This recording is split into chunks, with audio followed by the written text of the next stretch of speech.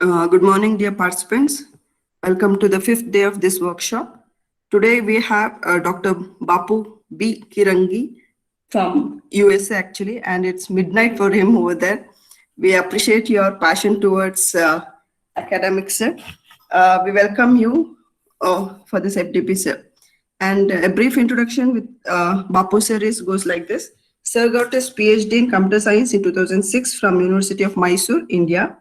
Sir has worked for the development of autonomous system, active driver safety system, medical imaging system, X-ray based inspection system, parallel image processing libraries, and platform independent libraries and algorithms.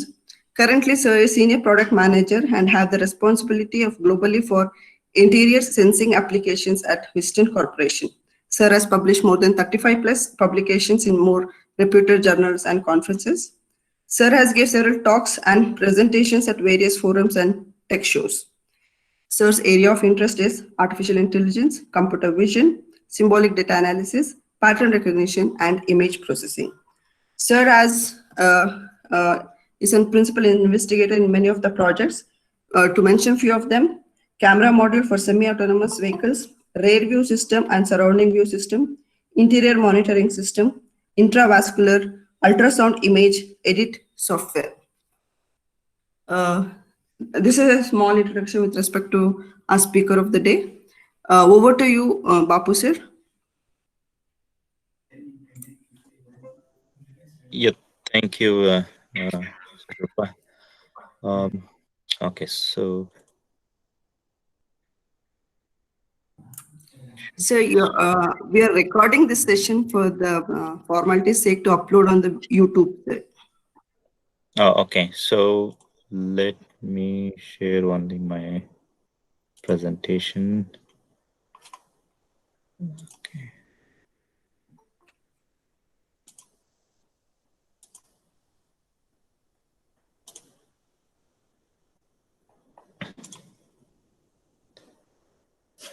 Okay. Can you see my screen now?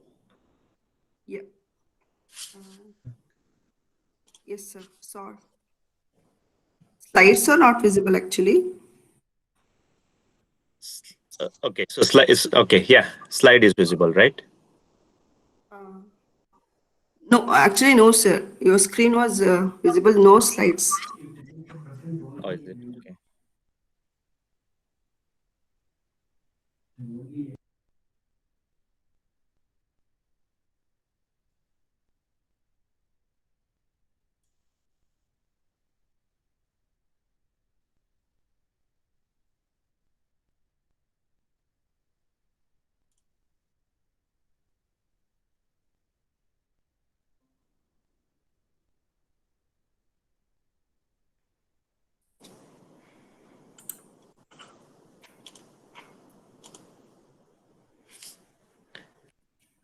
So, okay, so what you're saying is in this mode, you can see the screen and not in the presentation mode, is it? Yes, sir. I think the screen has been displayed, not the window actually. Window is not been. Okay, so now is this okay? Yes, sir. Yes, sir. Slides are visible, sir, now. Okay. If possible, you can make it for the full screen, sir. Yeah, for some reason. Yeah, it's visible, sir, now. Oh, okay, okay, okay. So yeah, earlier I was just sharing the application, maybe for that reason. Okay, thank you for having me for this call. And today's topic would be symbolic data analysis. And I was fortunate enough to work in this area during my PhD, and then of course I could use this as at least some of the methods were being applied in my work as well. And then afterwards, as things started progressing, I had to segue into AI and ML. Of course, during my presentation, you will see how some of the concepts in symbolic data can still be used in machine learning. And of course, before that, we will go through the various advantages and disadvantages of representing the data in symbolic data format. So yeah, currently I'm with the Visteon Corporation, and my email ID, yeah, it's in there. Let me get into the next slide, the agenda. Yeah, as I said, we'll start with symbolic data analysis, why and what, and then the measures to find the proximity between the represented data, and then a simple case study. Of course, these things are from my thesis work. Now, I think, yeah, you would, yeah, there is lot many things happening in this area, and then you can get more the recent applications and advanced topics in symbolic data analysis. Of course, I mean, just as a history, symbolic data analysis was introduced by Edwin Didet and Bock, both from France. And then it was mentioned that Professor KCG, yeah, he has actually done the pioneer work in this area. And then he's now been considered as the father of symbolic data analysis, at least in India. And then he established it, and later Professor Nagbhushan and Dr. D.S. Guru, with both, I mean, I have been their students, fortunately, and they kind of established it, grown it in all different directions. And then, of course, I mean, as I said, like if you refer any of this their papers, you would find the most recent case studies, and then the areas where symbolic data analysis can be applied. Just yeah, of course, yeah. I completed my PhD under Dr. D.S. Guru in 2005. Actually, I was a student in SJC Mysore, in electrical and electronics department, and then certain things happened. So fortunately, I became student of Professor Nagbhushan in masters, and then PhD under Dr. D.S. Guru. Yeah, as I said, many things have happened after I submitted my thesis. There are many new articles or applications which you can find. But as I said, how these things can be used in AI and machine learning, right? So as a case study, I will be reviewing the interior sensing applications, of course, in the automotive domain, and why it is important, and some of the applications or the solutions available in the market, and of course open areas or open research topics in the end, followed by Q&A.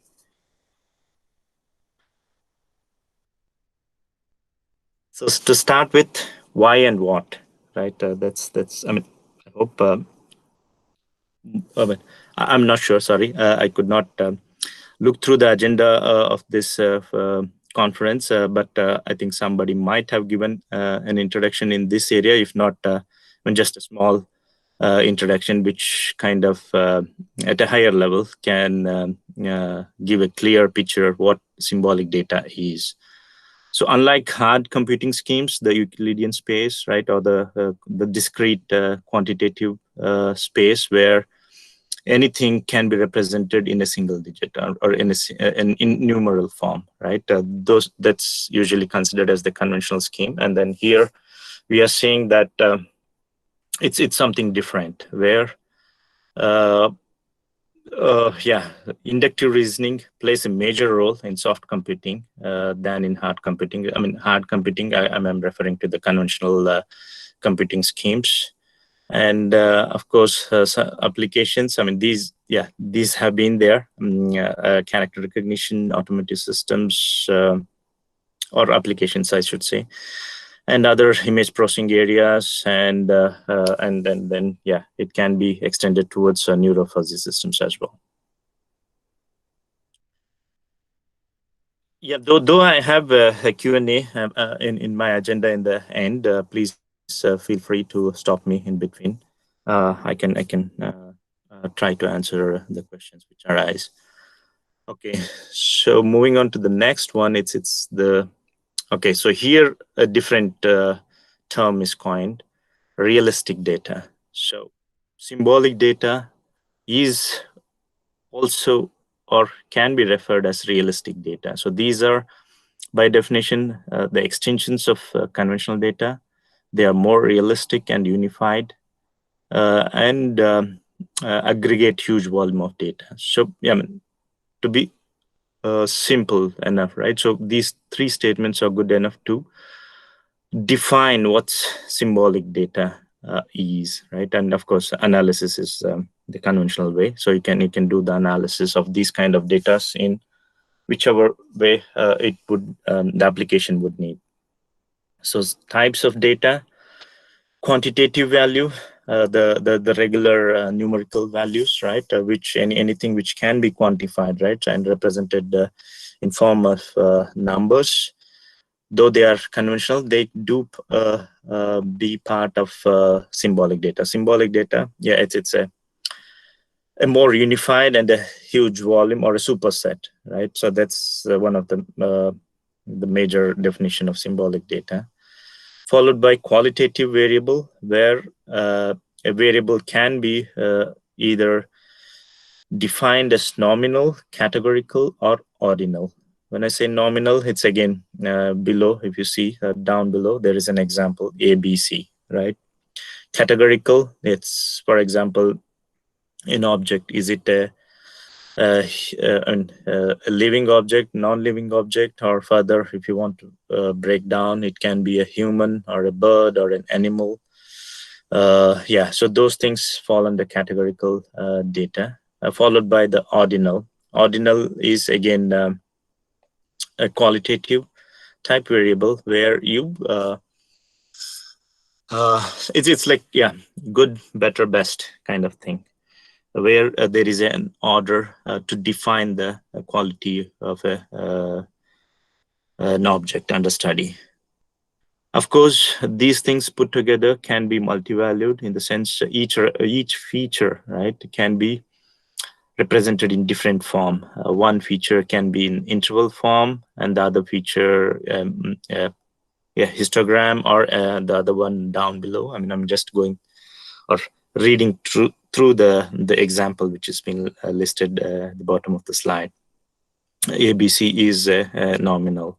Of course, you can also add a weightage with each feature, right? So and model variables: first order, second order, uncertain, or vague with weights. So all these, right? Any other forms, I mean, if I missed here, they also should belong to this data or symbolic data. As an example, let me see if I can change the pointers. Okay. So yeah, this is just an example out here. So of course, in the latest slides, yeah, there's several other representations.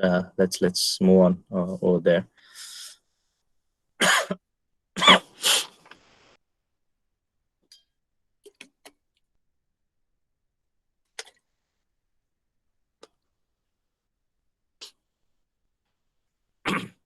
So here we'll gradually extend. I mean, of course, anything represented in the form of a table, right? It's a complete database, right? And then we'll see how these things can be extended towards conventional data, or these things can be towards symbolic data, and the hot topic during this generation, the AI and machine learning as well. So, for example, let us say, I mean, now, yeah, so the time over here is around, yeah, midnight, 12 a.m., right?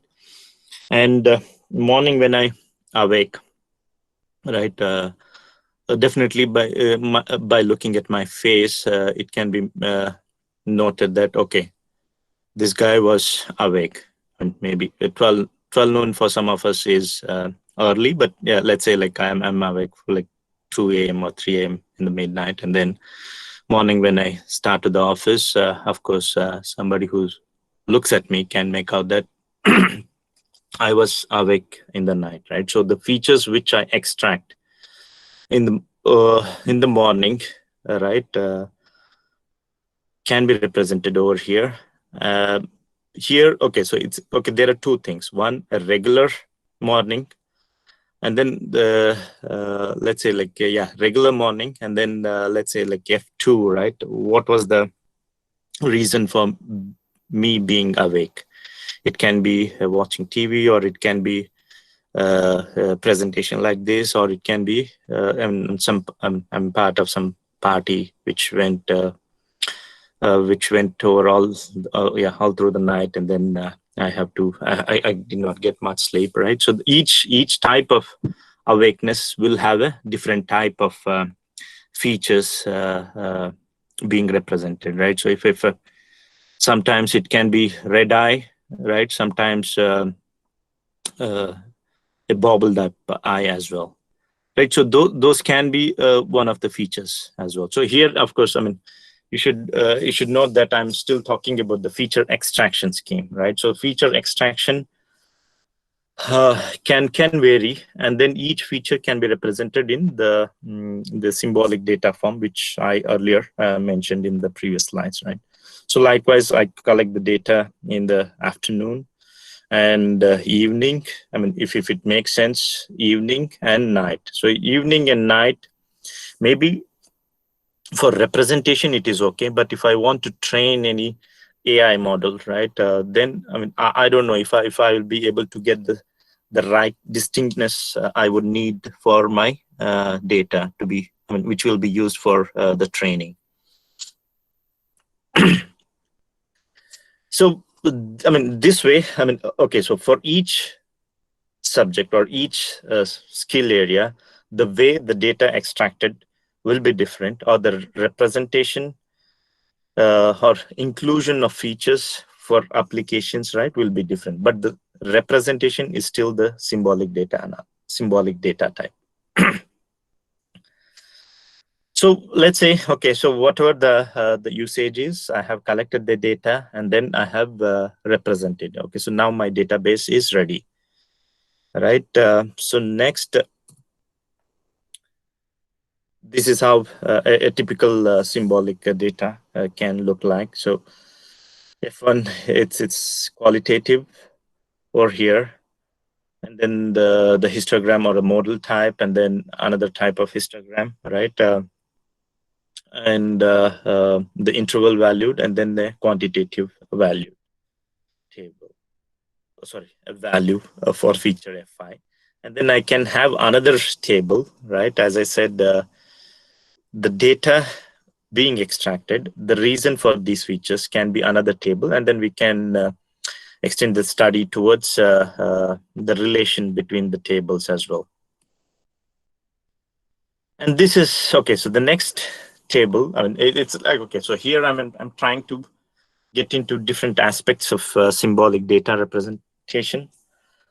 Yeah, here, the famous example, right? I mean, yeah, it's been there. Who can be a donor? I mean, what blood group can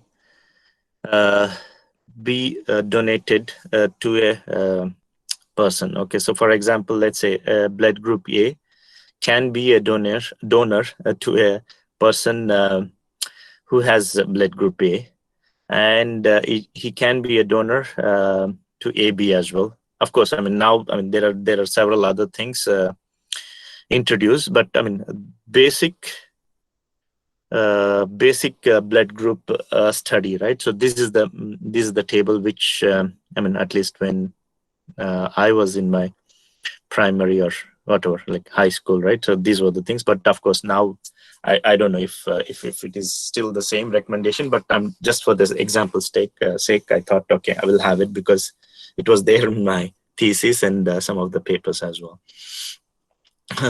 So likewise, B, right? B to A, no. B to B, yes. B to A, B, yes. And B to O, no. And of course, AB, it has to be with AB. And whereas O, I mean, when I say O, it's like I'm referring to the blood group O. So yeah, blood group O, yeah, I think, we usually call them as the universal donors, and then the AB, the universal, I don't know if we should say universal, but yeah, the universal recipients, right? Likewise, I mean, any relationship uh, within the humans, or the hierarchy of relationships, and then of course, if we want to extend these things to uh, object retrieval, right? So those over there as well, you can see these kind of relations.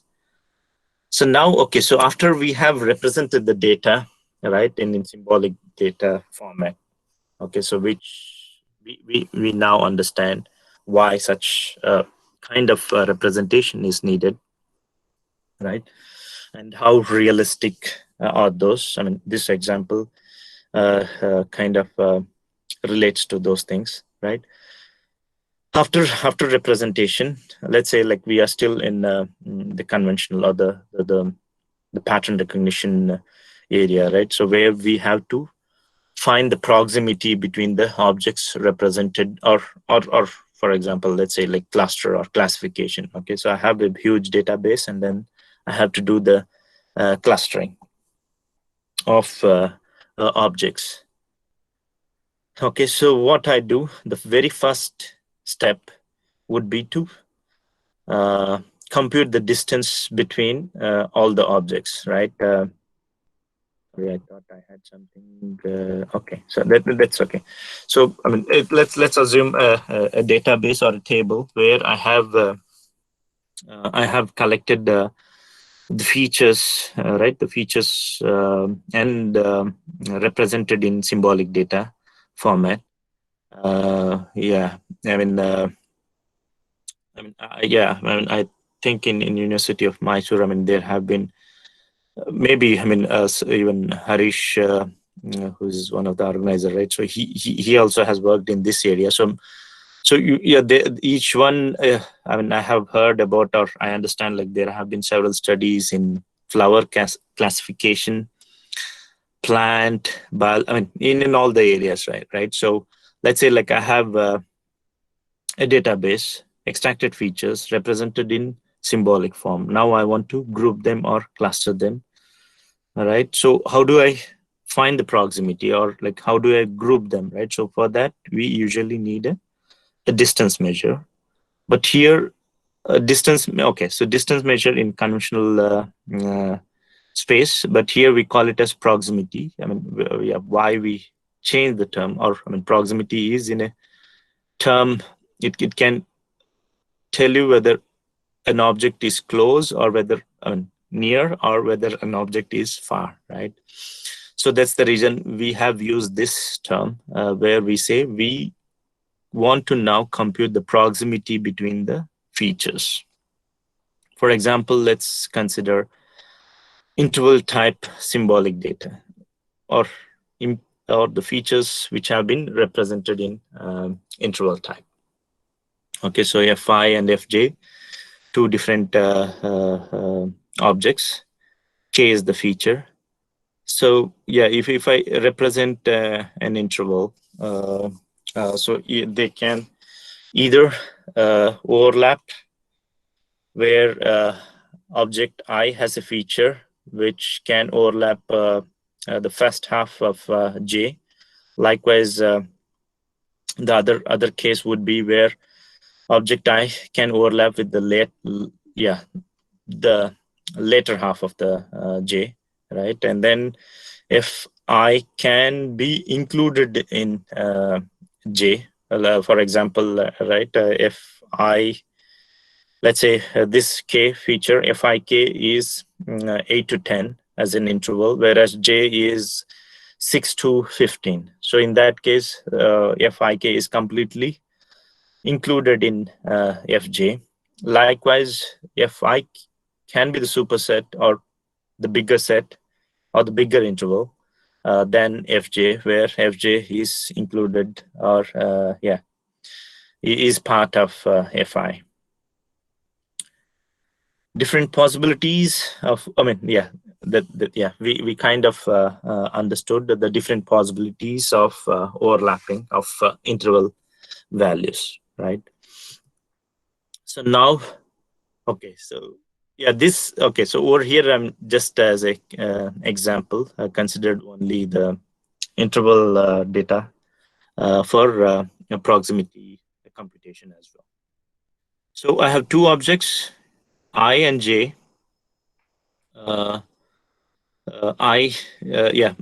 Both having n features, and I k. So Fi k minus means the minimum value in the interval, and then plus is the maximum value. Likewise, J as well, represented in the similar fashion. Okay, over here and here, and then now, how do we compute the similarity? So first let's focus on similarity, and later on dissimilarity. In conventional space, it's different, where if you compute dissimilarity, right? So the complement of dissimilarity is considered as similarity. Whereas here, based on the blood group example, at least, we know that it cannot be complement. For example, if you see blood group O, right, it is a universal donor, and whereas, in the sense, blood group O can donate blood to blood group A, but the other way around, it is not possible. Based on such facts, right? So here we are trying to compute a proximity measure. First, the similarity, where we try to identify the includeness of the features. When I say the intersection or the includeness, right? Includeness is a new term which we have coined, but you know what I mean, right? So here, we are trying to find, in simple terms, we are trying to find the intersection between both the features. And then, of course, so if it is the distance or the similarity from I to J, then with respect to J, so for that reason, we kind of take the ratio. Likewise, this computation or this equation is solved for all the interval features. Okay, here we have mentioned that there are n features, for example, and then all are interval, right? So we apply this equation across all the features, and then the final value, what we get is, so it is a multi-valued similarity value between object I and J. So now for clustering, right? So because let me take a step back. So here I compute the magnitude. Okay, so when I say magnitude, each feature, the contribution of each feature is considered over there. So that's the reason the magnitude of ij, right, will be crisp. But again, though it is crisp, the way it has been derived is realistic. Okay. So here again, earlier it was I to J, and again, this is realistic, where we say that I to J is not equal to J to I. Again, with respect to, if you consider the blood group table example, right? So I and J is not equal to J and I. The similarity between I and J is not equal to similarity between J and I. Okay, so in a similar way, again, over here, if you see, both are, you will not get the same value because here I'm taking the ratio with respect to J, and here I'm taking the ratio with respect to I. So you will get another set of values, multi-values, and then I compute the magnitude. So from this, you can perceive that both, right, ij and ji, though they are the similarity between the objects, but the way they have been computed is different. So similarity of I with respect to j is not equal to similarity of um object j with respect to I. So that's similarity. Okay, so let's compute the similarity, have a similarity matrix. Okay, either you can apply any clustering algorithm. I mean, there are different clustering algorithms, right? So you can apply clustering algorithm only by using the similarity matrix, and then identify the groups where they have, I mean, a group, I mean, with this kind of similarity or proximity measure. We believe that, of course, I mean, through experimentation, it was shown that the objects in a group have more, or are more correlated, in the sense, I mean, they are more related, and such data, samples have been grouped in a cluster. So now comes the dissimilarity, right? So we earlier looked for only the includeness or the intersection. Now we try to find how much is the difference. So again, different possibilities. The possibilities is same, but here we are trying to identify the dissimilarity. That is, we subtract I with respect to k. So you'll get this portion of the value. Oh, sorry, the interval, and likewise. Or here, it's the other. I mean, yeah. In this case, you'll get this portion of the object I, and then in this case, this and this portion will be the output. Whereas here, again, yeah, it's again the same thing, but the portion of I would be available as the dissimilarity. Of course, again here, okay. I mean, over there we were looking for the separability, but here, over there we were looking for includeness, and whereas here we are looking for the separability, right? So the length with respect to the, and if I'm looking for dissimilarity from object I to j, right? So then the length of I with respect to the length of I, how much is the separability? And then, of course, and this is the ratio, so that we kind of map the values from 0 to 1. Okay, so here again, I mean, it's not necessarily 0 to 1, but to a maximum value, right? Okay, so we kind of map all the values to a limit. Okay, so likewise here, I mean, it's just a detailed equation. And then finally, how do we compute the magnitude, right? So this is also, you have, I mean, it's applicable for both similarity and as well as dissimilarity.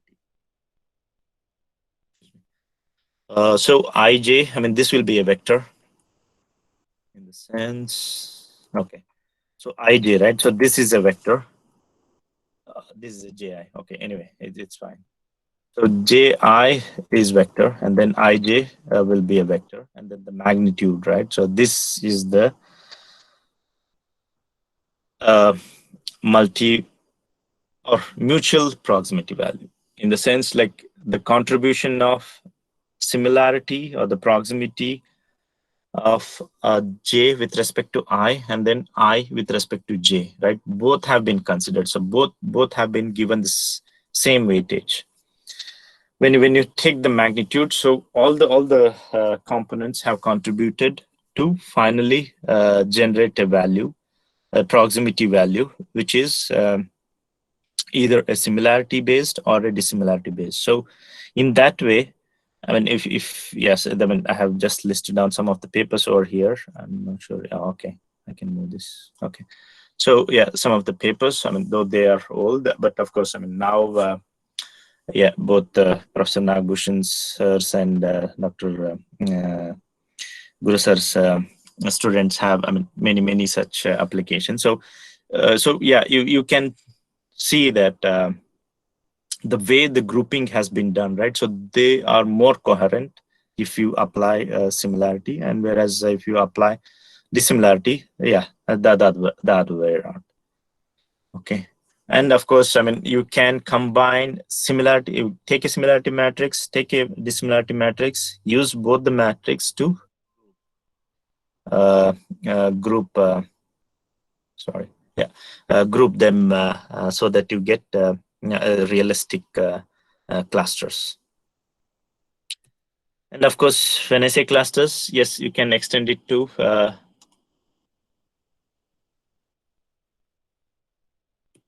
okay. So you can extend it to any application, and then it was observed, right? The analysis performed on such database where this representation was symbolic, the measures were symbolic, right? They give more realistic data. The analysis done on such database were also realistic. For example, okay, not sure why I had this slide. Yeah, so here, I mean, again, why, I mean, uh, it cannot be symmetric, right? The proximity cannot be symmetric. So for example, let's say O, right? So if you send O as a query, and then what data gets retrieved, like you can see that OQ096. And if you provide 9, then the retrieved data, you can see that O is, I mean, maybe it is this ranked 6th or 7th, I don't know. But yeah, what we got was this 96QDB. I mean, if you see the data at first level, I mean, you see that it kind of infers that they are realistic, right? So I mean, here, I mean, just for the explanation sake, it has been used. But I mean, if you have any data mining analysis or any other application, right, realistic application, you can still apply these kind of measures and clustering algorithms so that you get the right clusters. I mean, why I'm making that statement, right? Because I mean, we have done this analysis, right? So based on the experimental analysis, yeah, we feel that the clusters obtained are realistic. I mean, just a case study. Okay. So time check. Sorry, I mean, it's 1 hour or 1.5 hours. Sorry. So it's 1 hour 15 minutes. Oh, okay. 10:15. Yes. Okay. So a case study. I have about 30 slides. Okay, I mean, like quickly. I mean, this is again, it is something old. I mean, if yeah, maybe, I mean, if earlier, right? So when yeah, I would have shown these slides, but again, numeral classification and the challenges, right? So this is the pay stub where you can find, I think it is Korean language. Yes, I think, yeah, Dr. Dinesh had given me this data set. So yeah, so these, okay, you can see here, of course, some pre-processing done on the right side. And we kind of binarize it and then extract the number. I mean, let's assume like those are the numbers of interest, right? So I mean, this is one pay stub, or a sheet, right? Maybe, I mean, if you consider several sheets, right? So the way 4 gets represented, or the way these numbers get represented in each pay stub would be different, right? And then everything. If everything needs to be optimized, then yeah. So I mean, you cannot take the average of all the features. I mean, like yeah, sometimes uh, O can be 9 or 9 can be B. I mean, if there are any, if there is an alphanumeric line, right? So I mean, such things can happen. So that's the reason we say that okay, if it is a huge database which needs to be analyzed, or it's I mean, or here anyway, we are doing numeric recognition, right? So uh, of course, yeah, I mean, yeah, the representation again, symbolic, proximity measures, symbolic, and then identification. But I thought, yeah. Okay. In the next slides, I'm just kind of segueing into a different topic. Yeah, so here I do not have the results, but I mean, I understand, or it will help you understand why we need symbolic data analysis and how these things can help us in further analysis of the data. Okay. So the next slide or the next section, right? We are kind of switching over to the current activities. I mean, okay, so current activities in which I am into. Okay.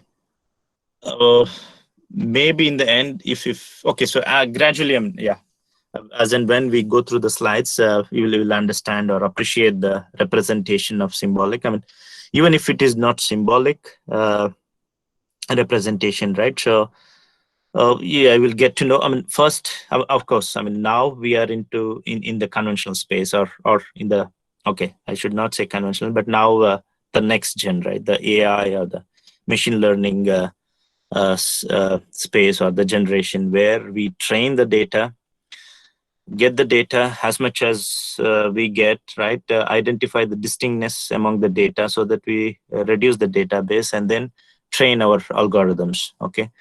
So, I mean, all these years, it has been only conventional representation of the data and then training. And of course, I mean, as I initially mentioned, you can use symbolic data as well to train the algorithms. But again, as an application, uh, yeah, I'm trying to, okay, first let me give a brief what is interior sensing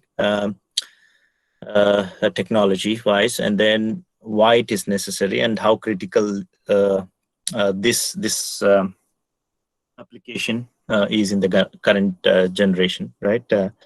And then we will talk about some of the techniques available in this area. So interior sensing, of course, I mean, when I say interior sensing, it can be cockpit sensing, where it's the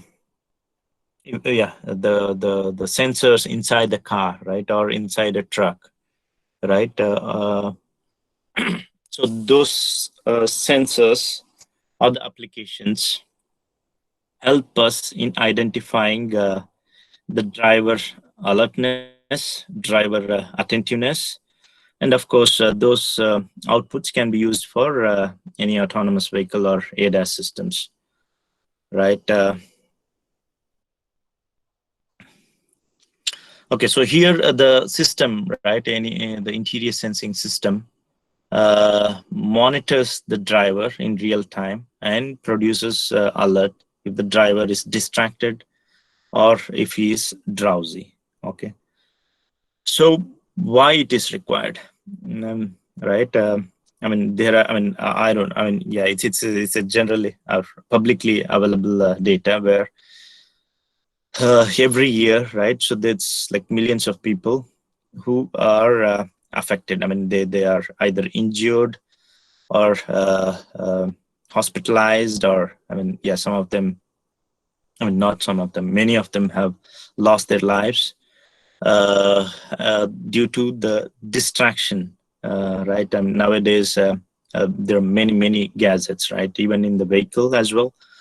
There are many apps where you can tune into different songs or play games, and most of the time, what we have seen is either the driver would be talking over the phone or texting, right? So each is, I mean, each instance is a distraction or the loss of attention. So which has caused a lot many accidents uh,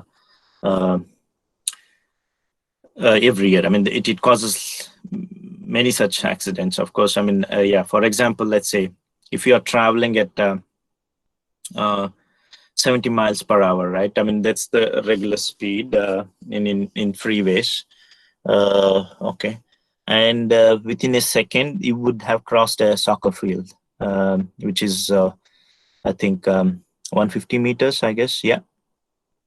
For example, I mean, let's say if somebody takes off the road, eyes of the road for 5 seconds, right, and he's driving at 55 miles per hour, it is, yeah, again equivalent to driving the entire length of the soccer field with the eyes closed. So you can imagine the effect, right, or the effect of such distraction. So to avoid such distraction and to reduce the fatalities, there have been several NCAP regulations and sorry, yeah, I mean, not only NCAP, I missed to add a slide. The Indian NCAP, right? So it's called CM.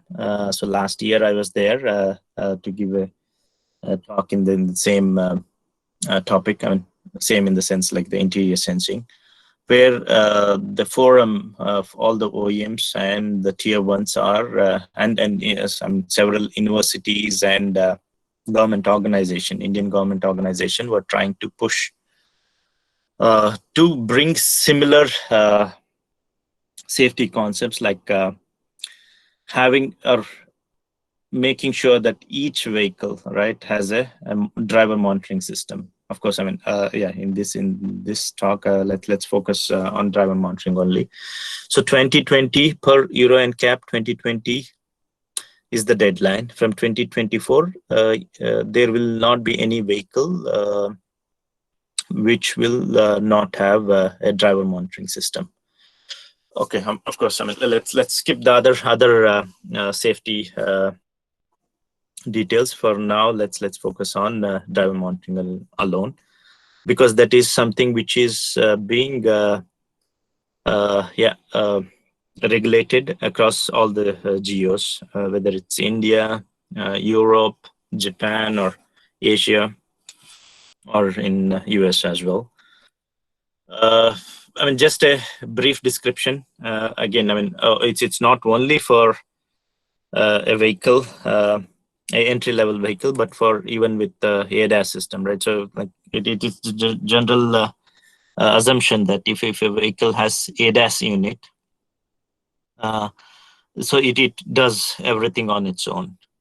But that's not the case, right? So there are several levels of automation. Okay, so now, I mean, we talk about level 3, level 1, level 2, level 3, right? So we are at level 3. And of course, I mean, there are some POCs going on at level 4 and level 5.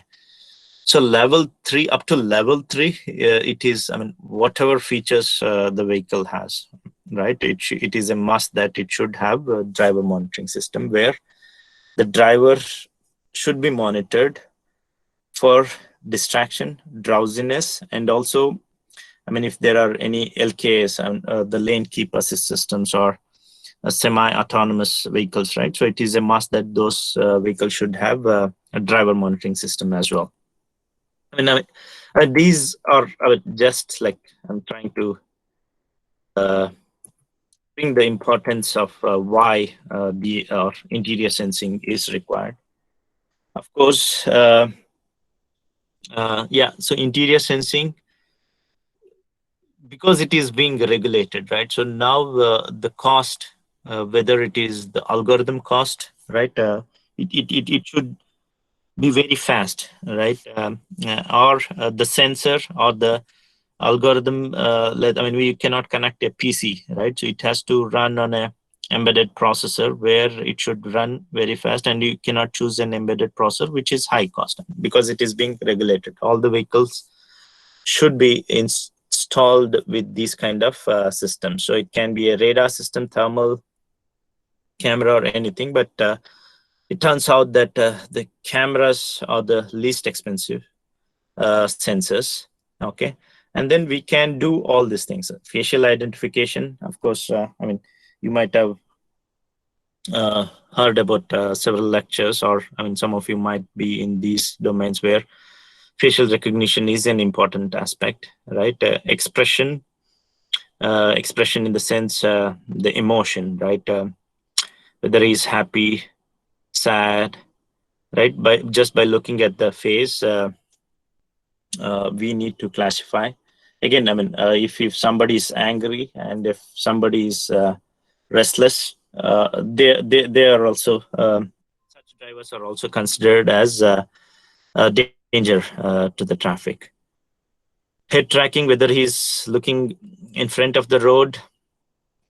Of course, I mean, there are some systems which do eye tracking as well, gaze detection, lip reading, right? If he is singing, you don't have to listen to what he is doing, but based on the uh, characteristics of the lips, you can identify whether he's singing um, or scolding someone, or I mean, yeah, whether he's involved in some road rage, right? Such things can be identified, and then a warning can be issued. So likewise, I mean, if you extend the camera to an entire passenger, right? So you can identify how many passengers are there, and then if they are wearing the seat belts. I mean, that's something which will be mandated pretty soon. So that's the application which most of the OEMs, right, are asking for, identifying if the driver or the passengers have worn the seat belt. Okay. I mean, okay, it's worn. Why? Because I mean, we have seen that people will plug it into the seatbelt receiver, right? So on the other end, and then sit over it. So that's again is not safe.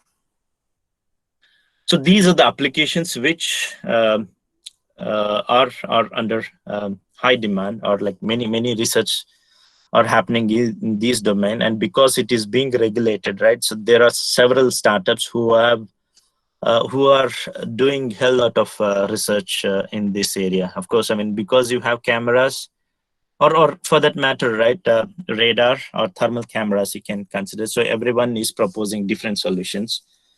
When I say different solutions, it is not a small set, because it is a regulation and it should work across all the, I mean, all the geos, or in the sense, entire globe. I mean, if I'm driving my the Tata, the new vehicle, right, or the Nissan or the Mahindra XUVs, right? So if they get sold outside India as well, but the ethnicity is completely different. So still, the algorithm should identify whether the driver is distracted or drowsy, right? Those things needs to be done.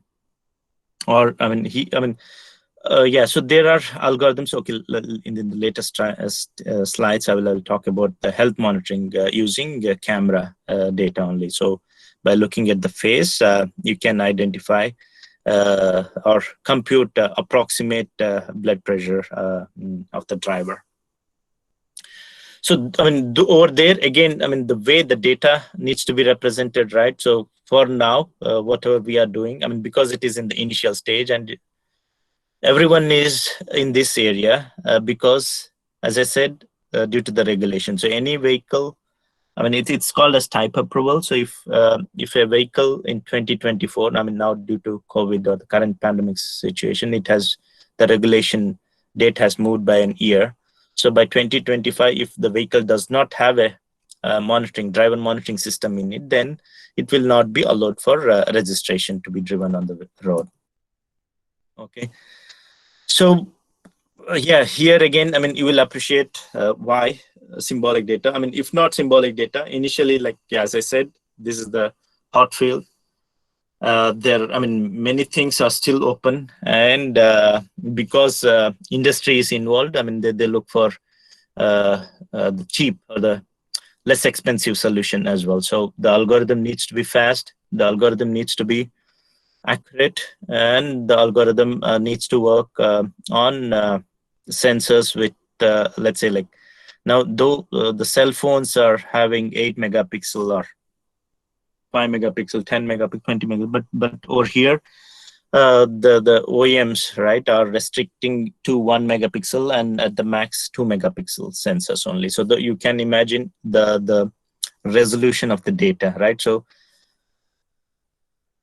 when I say resolution, yes, the resolution is an issue, but if the camera is placed in the infotainment, right, if the camera is placed near the rear view, or if the camera is placed in the cluster, it's about a meter, right? So 1 megapixel sensor looking at a driver at 1 meter, right? The availability of the pixels. For example, head is fine, face is fine, but eyes, like it will be 1 pixel per millimeter of the eyes will be available. Okay, so these are, I mean, you can ignore this, but I mean, these are the positions where the sensors are being placed, and then the studies, I mean, yeah, are being done. I mean, yeah, whoever can afford, they are collecting huge tons and tons of volumes of data to train their algorithms. Okay. Yeah, as I mean, additional challenge, yeah, the algorithm, right? It has to work with several ethnicities, gender, age, weight, eyewear. I mean, even if you are wearing glasses, right? It has to work.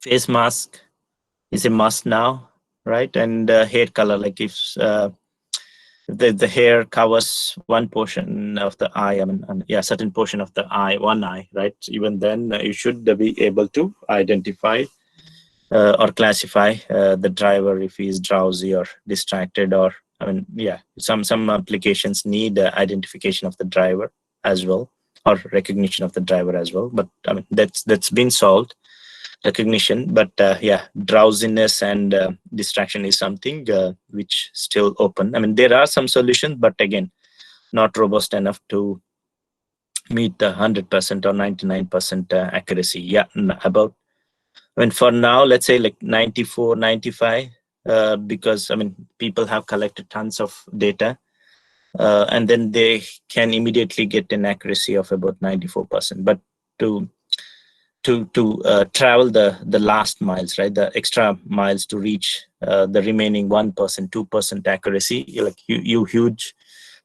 need either huge amount of data, or you have to propose an algorithm which is a combination of the conventional image processing, pattern recognition, and then AI. Or yeah, either way it's fine.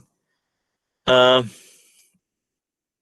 yeah, to add other like challenges, different day, different weather, right? Different locations, and the way the driver drives, right? All those things. I mean, the way the driver sit, right? Some yeah, will be perpendicular to the steering, some will turn towards the passenger, some will turn towards the window, right? Still, you should be able to identify whether the driver is distracted or drowsy, or yeah, and all other features. So head tracking, of course, I mean, so as I said, like different ethnicity and body weight, right? So it can be a person with 6 feet tall, it can be a person who is 4, or whatever the lower limit is, right? So if somebody sits on a car seat, right? I mean, these cameras, if they are on the steering shroud, yes, they will be movable. But if they are on other positions, right, like here or here or here, if they are fixed, so you should identify the head box. I mean, what is this head box? Where I mean, we have to do analysis or FOV analysis where you identify the head box of the head movement. Okay, so this is the limit. Okay, so within this limit, in all the directions, we have to identify the face. That's the first stage. Then comes the face, right? Once you track and then block the face, sorry, head, then comes face. yeah, you look for, yeah, I mean, face extra, I mean, face features. There's tons and tons of features. Okay, and then comes gaze tracking. Okay, gaze. When I say gaze, like, okay, head is fine, face is fine, but this will help me in identifying whether the driver is distracted. But to identify if the driver is drowsy, right? So we have to look for eyes, right? If he is blinking, or if, I mean, there are several other methods like medical, like proven methods where it's not only the blink rate or the per close, like how much percentage of closure of the eyes are. I mean, based on that we can do, but still, again, where he is looking at, right? So that is something which is important as well. So, I mean, I think, sorry, just give me a minute. Okay, so here again, you can see that, okay, so for estimate, okay, so there are different kinds of head tracking. Okay, so somebody would keep his head static and then move the eyes only. But I mean, the other behavior is where head moves along with the the eyes moves along with the head. So those things are called as owl eye based tracking. And then where head is static and eye is moved, right? So such things are called lizard eye based lizard eye movement. Okay, so now, okay, so with head alone we can do some to an extent some level of identification or tracking. And when it comes to gaze, of course, I mean, you can extract the dominant points along the silhouette of the eyes, right, along the boundary of the eyes, and then see how those dominant points, in which direction they are concentrated or focused towards. So in that way you can estimate in which direction the driver is looking at. But yeah, I mean, if you want to still dig in further, you would need iris detection and pupil detection. And if you want to do that with the RGB camera, it is tough. So usually they go for IR cameras where the IR LEDs will be illuminated so that it generates a glint. I mean, because these two are static, right? So the glint will always appear on the pupil. So with a pupil, with respect to the glint, right? Okay, over here, if the eye is looking in this direction, this is the object, you can see the glint and the pupil are in the same direction. If the eye is looking in this direction, you can see that the glint and the pupil, right? There's a distance, or there is a different, or there is an angle, right, between those two. So with that, you can still do some precise gaze. Of course, I mean, again, the way you represent the data, whether you represent the data in conventional form or symbolic form, right, it does matter a lot. And this is like how it gets solved. I think I have 10 minutes. Okay, let me quickly cover. Yeah, I mean, it's just a system. I mean, it's a generic solution how the system should behave, right? And okay, so system research is something like this. And if we are doing the data analysis or the data representation, I mean, you can do it symbolic data representation or conventional. And then if you want to use well-known models, right? So the way you train with the different kinds of data set, that's also matters. And if it is a hybrid model where you have computer vision techniques and neural network techniques or AI-based techniques, excuse me. Yeah, I mean, many avenues over there. And of course, each use case, right? Recognition, drowsiness, right? When I say drowsiness, yeah, even yawning, or it has been observed that in certain countries, right? If somebody is, I mean, the truck drivers, it has been observed that whenever they yawn, their raised hands as well. I mean, yeah, you have to look for such clues as well. I mean, if the image processing alone is tough to solve, right? So you have to look for other features so that you can make the system more robust. Of course, I mean, yeah, there are other things like activity tracking, whether it's talking over the phone or texting, right? So that will add to the distraction.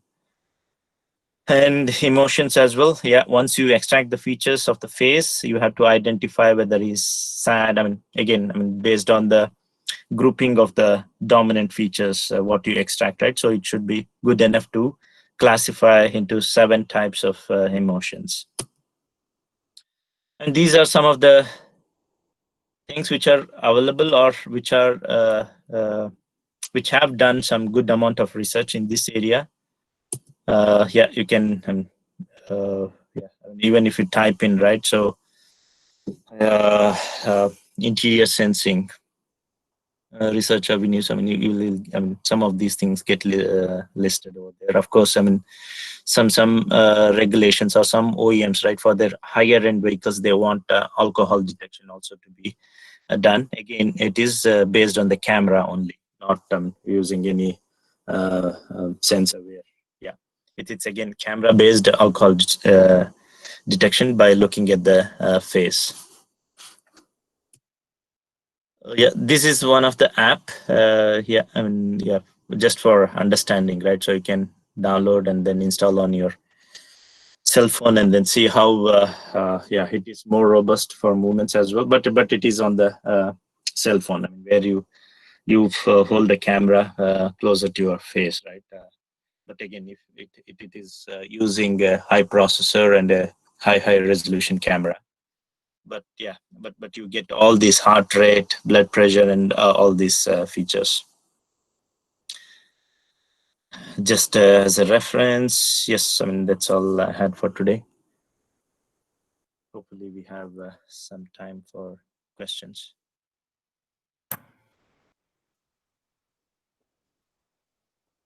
Thank you, sir.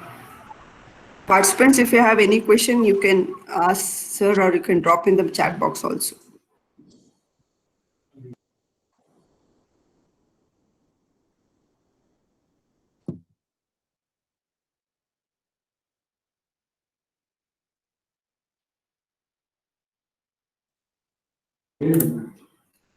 So we have a question, Bapu sir. Yeah, Yeah, go the ahead. Sorry. question, yeah, the question is from Professor Kasturi Rangan. Can you please clarify on how data analysis to be carried out on normal camera data and depth sensing camera? Okay. Okay, so there are different ways of identifying the depth or the Z, right? XY, all the 2D cameras can provide the information, but depth, you either have to go for a stereo sensing camera or a time of flight sensor, right? And using 2D camera, I mean, there well, if you have a VXL illumination, right? So it's kind of a laser pattern which gets generated or which gets projected onto the face, and then based on the movement of the pattern, right? You can identify the depth of the feature you are planning to extract. So again, I mean, if it is a 2D, you can extract only a 2D. Sorry, yeah. If it is just the 2D camera with the regular illumination, you can extract only X and Y. And here, when I say okay, so if you want to relate to symbolic for one person, it in okay, so if one person, as I said, if he is yeah, if he is driving in the morning time or if he is driving in the evening time, right? So if he is driving, I mean, the tone of his skin changes, actually. I mean, that's what we look for. We illuminate the tone, skin tone in IR space, okay, infrared space, and then compute the, I mean, just to be, just for the explanation sake, right? We compute the FFT for successive frames, and then we identify the the blood pressure. Okay, so here if you see, even for the same person, right, the data, if you represent in like crisp value, there is a possibility that the blood pressure value will be not accurate. Yeah. Whereas if you try to represent it, train your algorithm or collect the data and then represent in symbolic form and then use that symbolic data for computation of the blood pressure, right? So it will be more accurate than by considering the data in crisp value. One more question from Professor Deepak sir. How the live stream data from CCTV cameras can be analyzed? Yeah, I mean, live from CCTV, again, I mean, what is that you plan to analyze, right? So if it is intrusion, right? If it is, if the CCTV camera is on top of the house, right, looking towards the door, intrusion is something which we can do. Or I mean, we have seen that in several countries, right, where traffic light violators are also being tracked. So Sir, yeah. Deepak sir is asking on the facial emotion of patients on the CCTV camera. Oh, facial. Okay, so with CCTV, it's tough. Yeah, because the resolution. I mean, over there. Okay, so another aspect is most of the CCTV cameras are rolling shutter. Okay, so you will not get good features of the face. You will. I mean, for the entire body, if somebody is intruding into the house or if somebody is violating the traffic rules, right? So those things can be done, but not to the level of extracting the emotions of the person under study. Yeah. Thank you, sir. I thank Dr. Bapu sir for consenting to being from all the way from Michigan, that was the midnight, and presenting and conducting such a wonderful session for us, sir. Thank you very much, sir. Yeah, thank you. Thanks for, yeah, thank you.